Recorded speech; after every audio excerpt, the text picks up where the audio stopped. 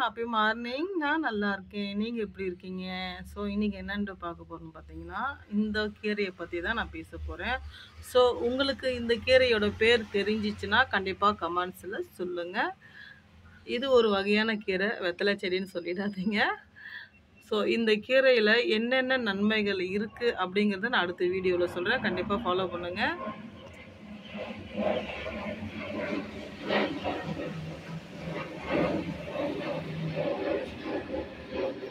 நல்லாவே வளர்ந்துருக்கு.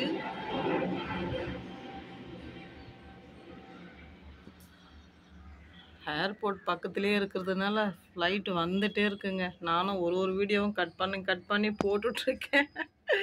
ஒரே சத்தமாக இருக்கு. இவர் வேற குறுக்கல வராரு. பரண்டை செடி வேற.